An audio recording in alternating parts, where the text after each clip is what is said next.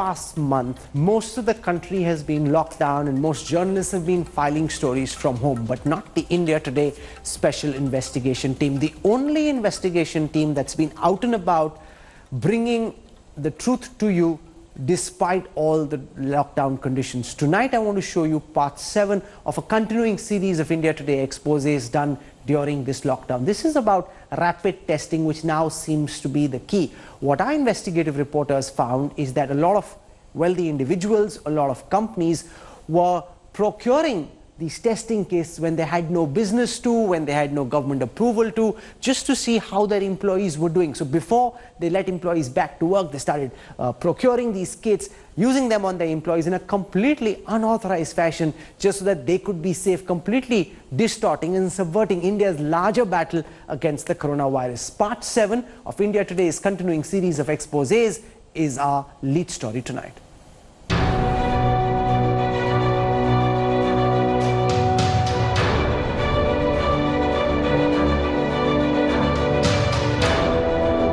As the country battles the pandemic, an India Today investigation has found how rapid test kits, their supplies restricted to government facilities, have made their way to the open market.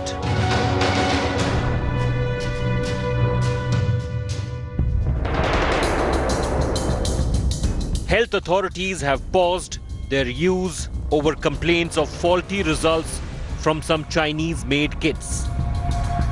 तो कोई drug licence वगैरह कुछ bill होगा तो नहीं हम तो cash में ले रहे हैं ड्रग लाइसेंस वगैरह कुछ नहीं है ना.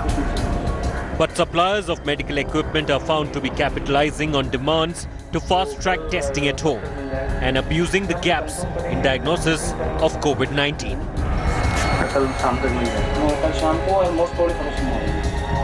Posing as brokers, our undercover reporters discovered dealers bulk selling rapid tests for COVID-19, leaving no trail of transactions, no footprints for the government to contact trace suspects. Remember, the government regulations stipulate that COVID testing has to be carried out in designated health facilities.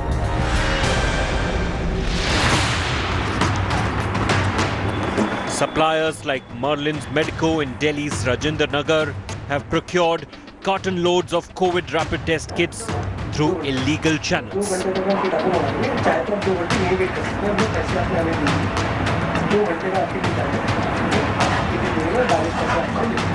Ready to be shipped out among the communities. When probed, its chief Amit Bahuguna promised wholesale deliveries without any paperwork. Covid test kit चाहिए था rapid test kit कितने piece है sir? 5,000 10,000 जो भी देना देगा. आपको drug licence वगैरह तो नहीं चाहिए ना? कैश का व्यापार तो कुछ नहीं चाहिए आपसे. तो वही तो कुछ नहीं चाहिए ना आपको. हाँ बस वही. कैश तो दब गया ना उसी समय. कैश तो दब गया उसी समय. मतलब अगर कैश की डील है तो एक बार डील होगी तो ना मैंने आपको कुछ दिया ना आपने मुझे.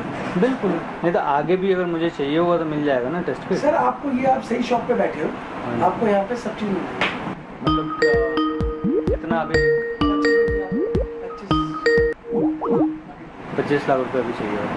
25 लाख माल आप कितने देर में दे देंगे? 2-2.5 घंटे. Remember, per national and WHO guidelines, rapid testing were originally recommended only as random tools in research setting. But mounting complaints of false negatives from rapid testing seems to be putting people and their loved ones at a higher risk. Even before the health authorities banned their use at state-run facilities in India till further notice, home testing remained strictly prohibited. Medical authorities were advised to validate test results through a more reliable lab examination. But the community demand has created an illegal supply chain of rapid test kits. This despite the fact that they are unreliable. Rate 900 रुपये कम नहीं होगा. तो 900 पे कितना हो गया? 4.5 lakh cash. To our undercover team, Sumit Bharadwaj at Syntex Medicare in Delhi's Malviya Nagar offered 500 kits for immediate sale. 500 अभी मिलेगा, बाकी को कल सैंपल दिखाएंगे। हमें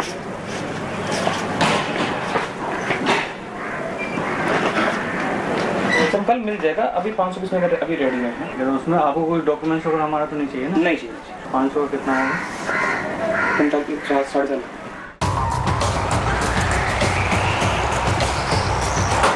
आपसे बात है राजपाल जी।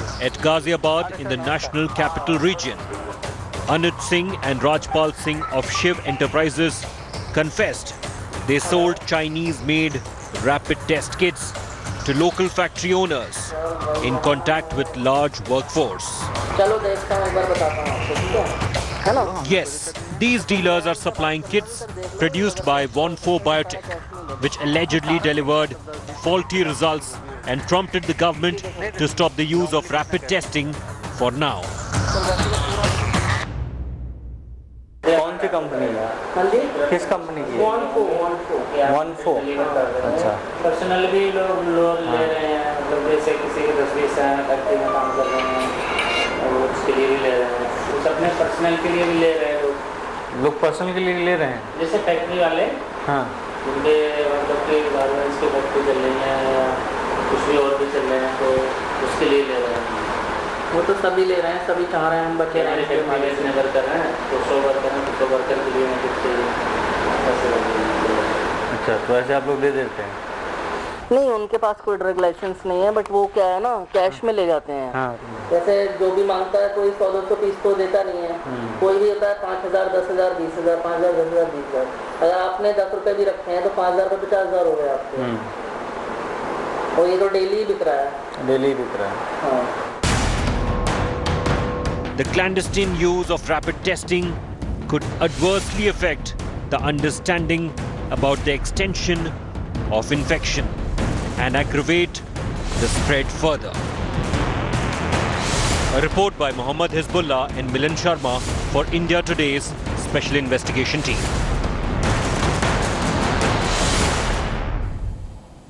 You know, it's a shocking and eye-opening investigation our reporters have just put out. I have been toying with the idea whether I need to get tested because I'm coming to work every single day and I go back to my family, and I haven't because you need government permission, you need to get a prescription.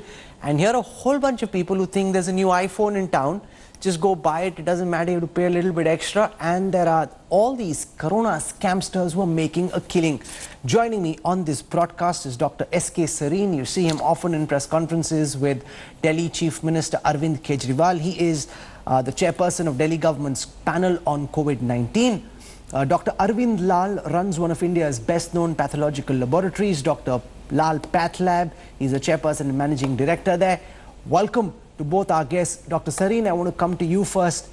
This investigation is very shocking because I was under the impression, even personally, that test kits can only be obtained after you've got somebody in one of the government hospitals prescribing that you need to do it. You need to explain why you need to get tested, and only then do you get the kit. And here we have, sitting in different parts of the National Capital Region, these shopkeepers, these small businessmen selling kits for much more than they're worth. What do you make of this India Today expose, Dr. Sareen? Well, thank you. I was not aware of this till a moment ago, till you told me. Yeah. This is just not acceptable. You know, this is a virus.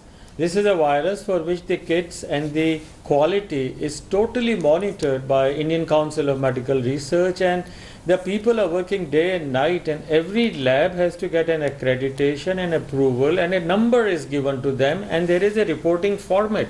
I mean, I must say India and the people in the health have done so well, so that every person, when is he tested, how was the sample, what were the symptoms, and is it the first sample, second, is it the nasal swab or blood, all that has to be written. And I am actually surprised that if this is going on, I don't think it's acceptable. One has to find a way to stop it. There is a reporting system, there is an IDSP, the Integrated Disease Surveillance Program, and I don't think people should either take it or should go into. I mean, government could do only this much, but rest of the things people have to say. And there are people who can go to any lab, like if you are worried, then you can go and get tested on the prescription of a doctor. So everyone first Because when you are scared doesn't mean that you need to get tested. You may be afraid. You may be afraid that your family, your friend, you were in contact. But that doesn't mean that everyone needs to get tested. So get that fear, apprehension out of your mind. That is what can drive people to do wrong things. Second, if you have a feeling, then you can go to a specialist, a nearby doctor or a flu clinic or to a hospital. Generally don't go to a hospital, go to a flu clinic. It's a small area. And if they have a suspicion that you have such an infection, or you say that you were exposed to, or you are a healthcare worker, then certainly you can go and get tested. But no question of getting tests done anywhere else. Secondly, the test, I guess, which would be sold by people, if at all it is, I hope it is correct as you are saying, then these are antibody tests. These are literal flow antibody tests, which only can tell you that you were exposed or you are currently still having. Only test which confirms infection is not these blood drop tests or blood tests, it is the nasal swab. So confirmation of information is by nasal swab, which is an RT-PCR, which is a virus test. Confirmation of exposure can be done by these labs. So I totally disregard anybody doing or selling this.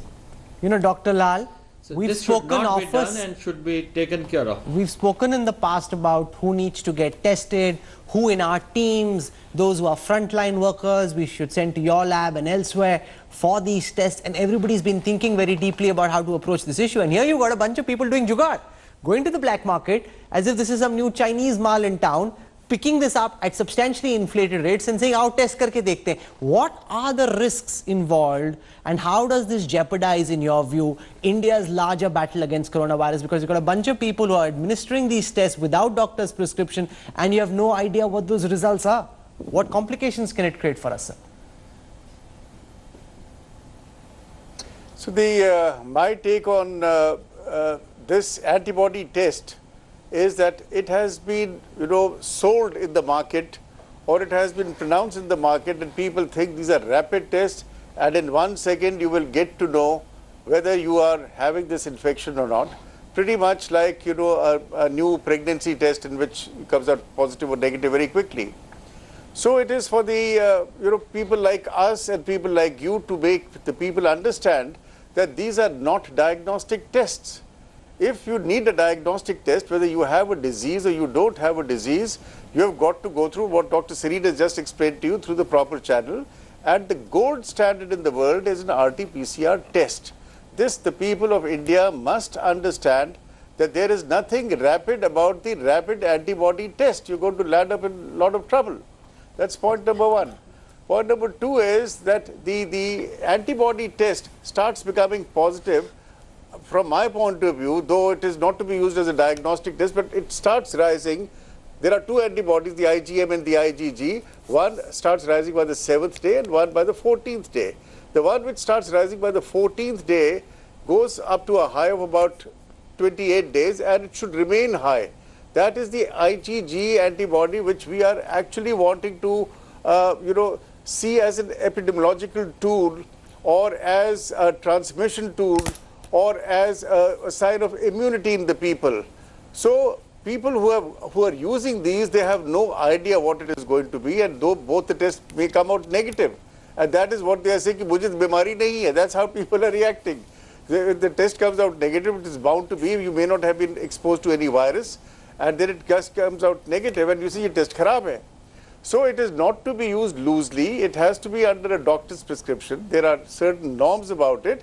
And the government is actually, we have approached the government also, and the government is also working on something, where the workers going back to their factories, especially industrial workers, are tested that we don't want anybody to carry a live virus, pretty much like an open TB case, into a factory surrounding. So for that, we have recommended a few things, and I can share with you what we have recommended. It is a pooling of RT-PCR tests. So we take the nasal swabs and the throat swabs of people and put, say, 5 of them into one and test them. And these tests are so sensitive that even if one person in 5 is positive, the whole thing will show you positive. You can call those 5 people back, or we still have their material, and then we can go individually. So there are ways and means of finding out who is positive, but this antibody test is not a diagnostic test. And Rahul, that's what I would like to say right now. Government in the meanwhile has banned the use of these Chinese rapid tests. Now remember, about 5.5 lakh came with much fanfare from China. They were distributed to different states. Rajasthan in particular complained that the tests weren't showing the right kind of results. I want to show you what the government did, and then I'll ask the doctors, because the company says that the tests aren't being administered right, which is why they're seeming to malfunction. But first let's focus on what the government said. The tests which we just showed you in our report, people trying to buy in black at exorbitant rates, are actually now banned by the ICMR. So if you're spending money, please don't. You could be wasting a lot of money for no reason. Take a look at this report.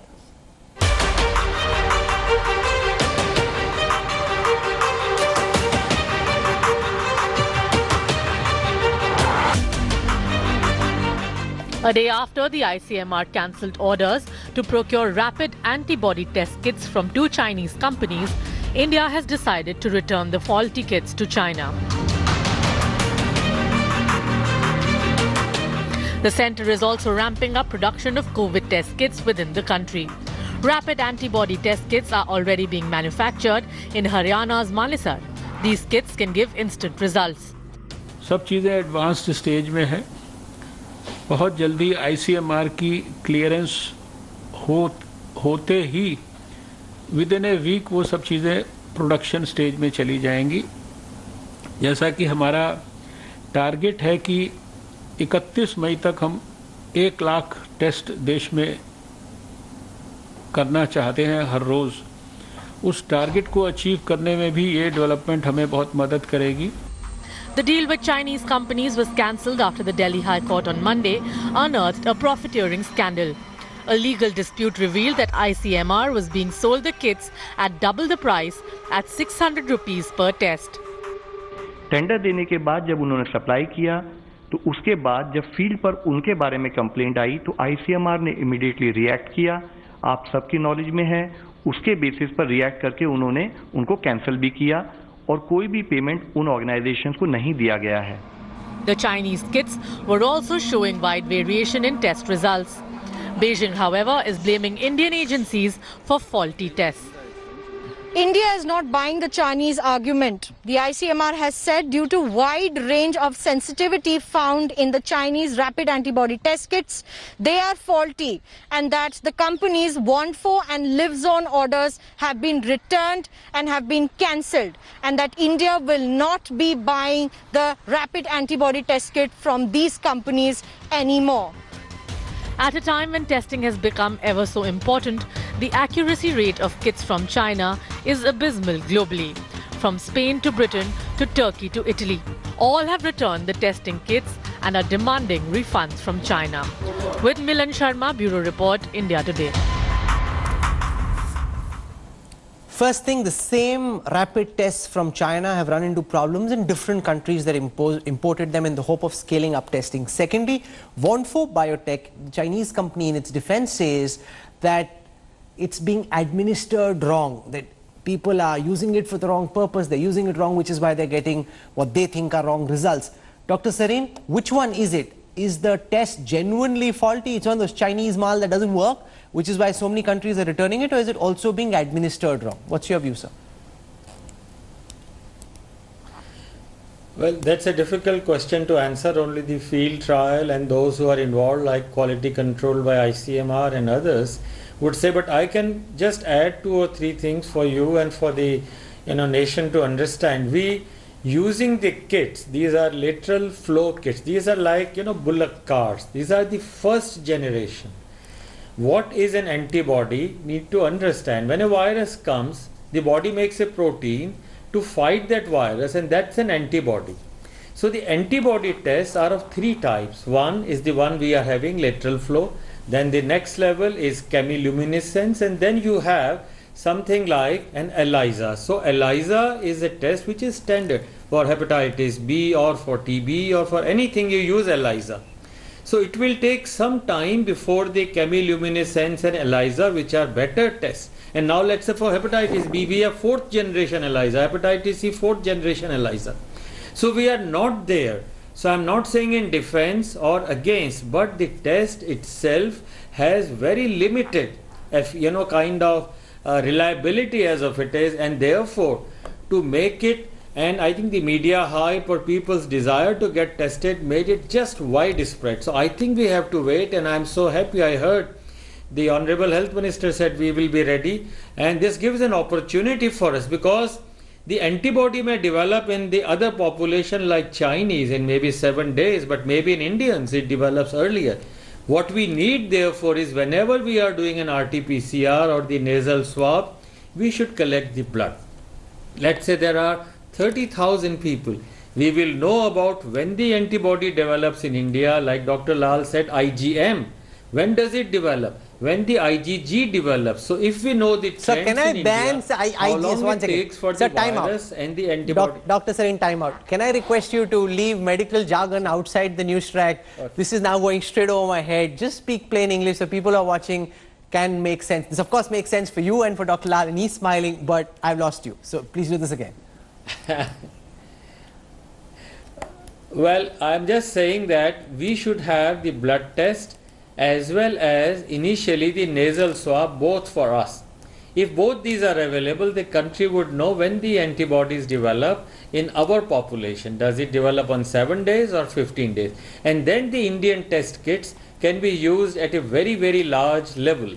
So I think the antibody test is very useful for us to know whether the virus has cleared or whether the virus has given you immunity. It does not give you diagnosis. Okay. So today, Dr. Lal? antibody test should be developed for the country. Dr. Lal, how do you respond to this defense that's come from this Chinese company, 114 Biotech? They're saying in different Indian states, it's been used for the wrong purposes, it's been used wrong, which is why the results appear wrong. They're saying, don't blame us. How do you respond, sir? Rahul, I don't want to sound cynical, but personally speaking, and I'm only saying personally, I don't like any Chinese stuff for that matter. However, when we are talking about science, you have got to go through the proper rigmarole, proper studies, proper, quality control, the tests, etc. I think people have been very, very quick. The rapidity with which they have introduced the rapid test is mind-boggling. It is not done. Dr. Sareen has quite correctly said that the best tests in the world are the ones which you take from a vein, and you take that blood out, you separate the serum, and you carry out a beautiful ELISA or a chemiluminescence test, 3rd or 4th generation, and there is nothing rapid about it. You give us the blood in the morning, you take the blood in the report in the evening, and then there can be some correlation. This is part 1. The part 2 is ultimately what you want to see in the Indian population is an IgG antibody period. So I wouldn't be averse to saying this, that just to bring down the cost, etc., that supposing if a person falls ill today, by next 21 days he is okay, you give another 5-6 days or another 1 week or another 15 days, take only one test, and there are tests like this which are available in the market. It is known as an IgG test. It's being marketed by some company in America, and if that titer is or that level is found to be high, you have got it. That is what you would love to see, that this person has got immunity, he's been cleared of the virus, and he is also a good candidate to give his plasma or blood for plasma therapy. So that is what ultimately we would like to see. Now, so from what I've understood from these two wise doctors is, don't waste your money buying in black these rapid Chinese tests, because A, there's no guarantee they work. B, if you're not being monitored and it's not known that you've been tested, then it defeats the battle, because every test counts. We're supposed to know how many are positive. A lot of our analysis and policy is actually based on testing and responses to those testing. And I'm glad that we had both Dr. Sareen and Dr. Arvind Lal on this show to try and put in context this eye-opening investigation. Just imagine, it's almost like there's a new iPhone in town and everybody wants to get their hands on it. So what if this is a test and you have no idea, no business being tested just because you want to get tested? We'll see how the government responds. The government's been very proactive. They've been looking very carefully at each of our investigations, ordering very quick action. I'll see how the government at the centre and at the state respond to part 7 of this expose to our reporters. And so many of you have sent messages thanking them for the effort they're making. This is just fantastic stuff. 7th investigation in a matter of a month during this lockdown. Dr. Sareen, Dr. Arvind Lal, for enlightening us with your wisdom and for joining us in the Newstrack. Thank you, gentlemen. You're on the Newstrack, and here's what's happening globally in the fight against the coronavirus. American President Donald Trump has said he has a very good idea about the status of Kim Jong-un, but he can't talk about it right now. There have been unconfirmed reports that Kim is not in good health. These reports, however, have been dismissed by the government in South Korea that says Kim Jong-un is hale and hearty. Pope Francis called for prudence and obedience to government protocols to prevent infections from surging again. The Pope made the appeal after Italian bishops complained that the government's reopening schedule contained no provisions for church masses to resume. The government in Nepal has said that 2 men who returned from India last month have tested positive for coronavirus. The 2 men returned from Kolkata and Delhi. This brings the total number of COVID cases in the country to 54. Singapore today reported 528 new coronavirus cases. The vast majority of them are linked to foreign workers, including Indians, residing in dormitories that have emerged as hotspots. Nearly 12,000 migrant workers living in these dormitories have tested positive so far. With Gujarat and Maharashtra emerging as the 2 worst hit states, doctors and researchers are studying if a new, more aggressive strain of the coronavirus is behind the surge in infection. So could the L strain be responsible for what we're seeing in Madhya Pradesh, in Gujarat and in Maharashtra? Local health authorities are certain that it is. However, when India Today's Ankit Kumar posed this question to the World Health Organization, the technical advisors there said that there is no evidence at hand at this moment to suggest that the L strain of the virus is any more dangerous than the S strain. Here's our report.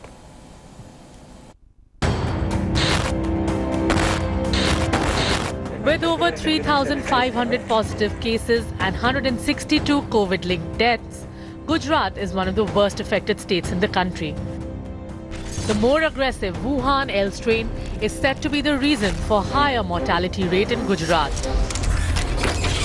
2 प्रकार के इस virus के strain हैं, एक S strain जो उतना घातक नहीं है और दूसरा है एक एल स्ट्रेन जिसकी ज़्यादा एक विरुलेंट जिसकी असर ज़्यादा होती है। तो इसकी भी एक अनुसंधान रिसर्च हमारे साइंटिस्ट कर रहे हैं और माना जा रहा है कि शायद इस स्ट्रेन गुजरात में है, इस वजह से ये थोड़ा इस तरह से मृत्यु के अंक भी बढ़ रहे हैं। In Madhya Pradesh too, that has recorded 110 deaths, the more virulent L strain is under investigation.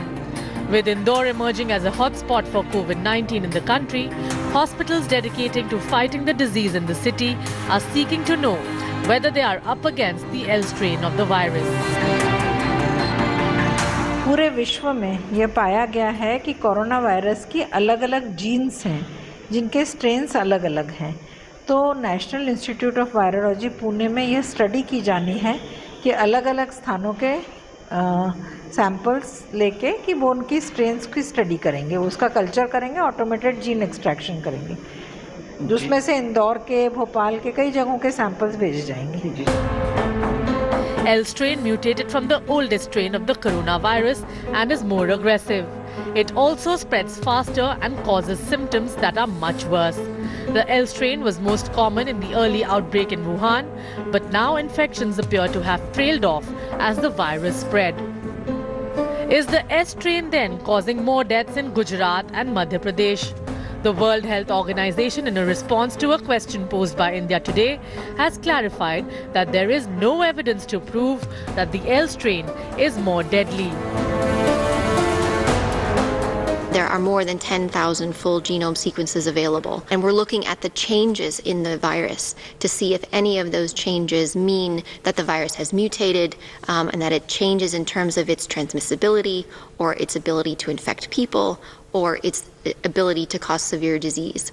And so far, this virus is relatively stable. There are changes in the virus which are expected in RNA viruses, but these changes are within the expected range. In India too, experts say that there is no link between the L strain and high morbidity. अभी तक जो sequence already deposit किया गया है उसमें Wuhan का strain है और किसी और जगह से ऐसे कोई रिपोर्ट नहीं कि जो एल स्ट्रेन जिसको आप बोल रहे हैं वो ज़्यादा खतरनाक है, उससे ज़्यादा लोग मर सकते हैं, ऐसा कोई कंफर्म्ड रिपोर्ट नहीं है। इसके लिए थोड़ा और हमको नंबर चाहिए और इसका और जीनोम सीक्वेंस कई स्ट्रेन का कई आइसोलेट का चाहिए, जिससे कि हम एक कंफर्म चीज़ में कंफर्म तरह से बता सकते हैं कि ये वायरस ये आइसोलेट ज़्यादा खतरनाक है कि नहीं। It's certain that the coronavirus will mutate, but will the mutation be milder or deadly? Only further research can tell. Bureau Report, India Today. You know, to try and put this whole L versus S strain in perspective, I'm joined at this moment from Indore by Dr. Praveen Garg, Chief Medical and Health Officer for Indore, responsible for all that's happening on his watch. And Indore is one of the places where they're convinced they have an L strain.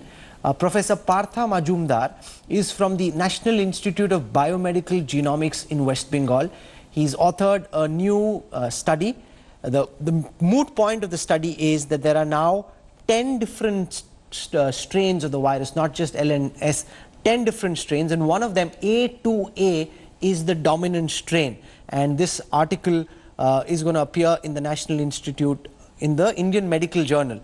So before that, we got Professor Majumdar to talk about his research. Appreciate, Professor Majumdar, that you joined us.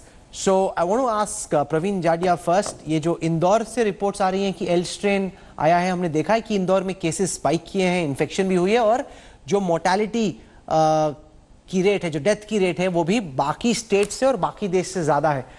आपके हिसाब से ऐसा क्यों हो रहा है? आप पहले बताइए कि आपके हिसाब से ऐसा क्यों हो रहा है?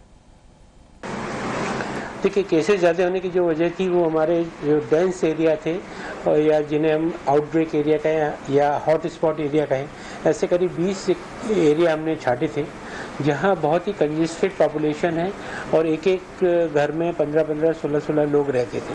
प्राइमरी केसेस जब निकले और इनकी कॉन्टैक्ट ट्रेसिंग की गई तो इन सभी लोगों का जब सैम्पलिंग किया गया तो पता चला उनमें से 12 लोग 13 लोग पॉजिटिव आ रहे हैं, यानी कि एक ही व्यक्ति के द्वारा कई सारे हमारे प्राइमरी और सेकेंडरी कॉन्टैक्ट को इन्फेक्ट किया गया।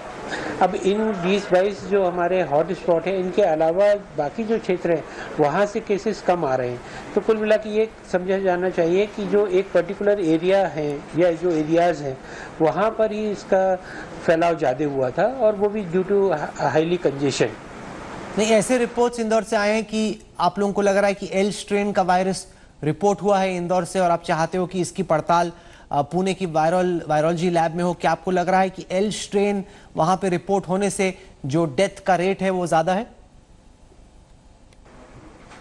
जी, एक संभावना जरूर है कि एल स्ट्रेन हो सकता है, जो अमेरिका और वुहान में जिसने काफ़ी तबाही मचाई थी, बजाय इसके कि जो दुबई में एस स्ट्रेन है उसकी तुलना में ये ज़्यादा घातक है। लेकिन एक दूसरा कारण ये भी है जो इंदौर में देखने में आया था कि जितने भी मरीज आए थे प्रारंभिक दिनों में वो सब काफ़ी लेट स्थिति में और काफ़ी एडवांस बीमारी लेकर आए थे, उनके लंग्स काफ़ी ज़्यादा इन्वॉल्व थे, इसलिए भी उनका हॉस्पिटल स्टे भी कम था और उनको बचाया जाना ज़रा मुश्किल भी था। उस वक्त हमारी डेथ रेट 10% के लगभग चल रही थी, 10% से ऊपर ही चल रही थी। विगत कुछ दिनों से पिछले 10-15 दिनों का यदि एनालिसिस किया जाए तो लोगों का हॉस्पिटल स्टे भी बढ़ गया है और साथ ही हमारी डेथ रेट भी कम होकर अब 5% पर आ गई है। Dr. Partha Majumdar, there is a debate raging on the difference between the virulence of the L strain versus the S strain. You've been researching the different genomes very closely. Local authorities in that report that I just played out in Ahmedabad, in Indore, said that the reason why case mortality is higher is because they've been hit by the L strain of the virus, the one that struck in Wuhan and in parts of the United States on the East Coast. Do you buy this theory that it's the L strain that could be responsible for the fact that they're seeing more cases and more deaths? So, first of all, the strains have been redefined. If you look at those were early days when those strains were being defined in the way that they were. As more and more sequences have been obtained, We've done an analysis of these sequences, analysis meaning looked at the similarities and differences between these sequences. And now, by looking at these similarities and differences, it's very clear that there are 10 different types of SARS-CoV-2, of the coronavirus. So we don't talk in terms of the L strain and the S strain anymore. We talk in terms of these 10 different types. These 10 different types vary in terms of their infectivity, in their efficiency to infect other people, infect humans, but they do not, at least as of now, we do not have any information or any evidence to show that they differ in their virulence, in their capacity to kill people or capacity to precipitate a lot of symptoms in people. So it's primarily the difference is because of the way that they infect, the efficiency with which they infect, and not the efficiency at which with which they kill people. So the point that I will make is that these 10 different types exist, but our work has shown that one particular type is overtaking the others, including the ancestral type that arose in Wuhan, which is now called the O type. The O type exists in China as of now, but has almost vanished from other parts of the world. Almost vanished. It does exist, but it's been overtaken. So you're saying the A2A, so capital A2 small letter A is the one that is now dominant. And ironically, you call it an efficient virus. I'd rather that we not see such kind of efficiency, but I suppose that's the language that you use in what you do. But I want to understand, from what I've read so far, this particular virus has been relatively stable. It's not mutating. It's not becoming more dangerous. Virologically speaking, is that a good thing? So again, it's becoming stable in the sense that this particular virus is overtaking the other viruses, which means that it's becoming more homogeneous, and so that's good news. But in terms of the infectivity, this particular virus type is more infective than the other other types of the coronavirus. So that in some ways is bad news. But then, if there is less diversity, it becomes easier to treat, it becomes easier to discover vaccines. So less diversity of the virus is good news for us. How concerned are you about the possibility of this virus mutating, becoming something more dangerous? Is that likely? Is that possible? Is that a probability you'd be deeply concerned about? Or are you pretty certain that it's stabilized in a way that we know the full nature of the enemy we're dealing with? No, I don't think we can even make any prediction. The viruses mutate all the time. Viruses need to mutate all the time because it's trying to gain more, it's trying to become more efficient. As you know, that viruses cannot live by itself. It needs a host. It needs to get into a plant cell or an animal cell. So this particular virus infects humans and it needs to get into the lung cells. So it's always trying to become more and more efficient, and therefore these mutations that will increase its efficiency will persist in the population, will evolve into a new virus type that's more efficient. As of now, the A2A virus is the most efficient, and that's the reason why it's spreading so rapidly and so well. But if there is another mutation that leads to more efficiency, then that's the virus that's even going to overtake A2A type virus. You are studying the different strains of this virus so closely, and with that perspective, I want you to tell us what's your view of how we should approach the issue of ending or easing or extending the lockdown. What do you think, Professor Majumdar, should be India's course post the 3rd of May? So I think that it should be eased in the following way, that there should not be an all-round lockdown. The all-round lockdown needs to be lifted. What needs to be under lockdown are the hotspots that have already been identified, and through testing we will probably be able to identify more hotspots, and as and when we identify newer hotspots, those should come under lockdown. The present hotspots need to be under lockdown until the virus stops transmitting or herd immunity in that particular region is obtained. So I believe that, given what we are facing, given the situation that we are facing, the social crisis that we are facing as a result of the lockdown, the general lockdown needs to be lifted, and but still we need to contain the virus, and therefore lockdown in certain regions, regional lockdown should be maintained. Professor Partha Majumdar, deeply appreciate the clarity of your insights. I hope to have you back on our broadcast again. Dr. Praveen Garg, we wish you all the best for what's happening in Indore. Stay well, stay safe. There's so much morbidity we bring to you, and that's just the nature of the story we are covering. So I try very hard to end this broadcast with something that should hopefully leave you with a smile.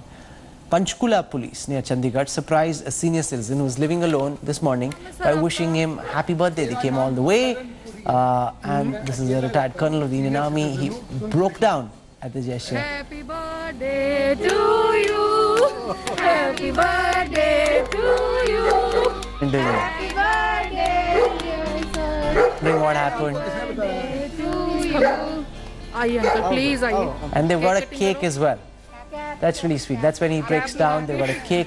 And the police has come in for so much bad publicity in different cases. But this is just fantastic. They've got a cap, they've got a cake. They're wishing this colonel a very happy birthday. And so are all our viewers and our entire team.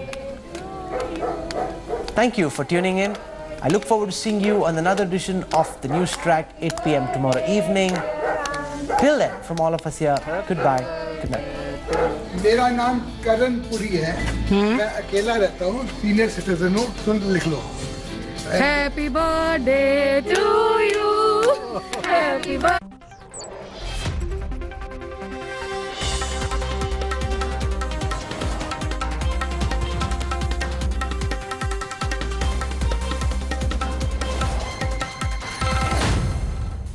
Hello everyone, this is Rahul Kanwal here. Hope you enjoyed this video. For the latest news and analysis, like and subscribe the India Today YouTube channel and don't forget to press the bell icon to stay updated.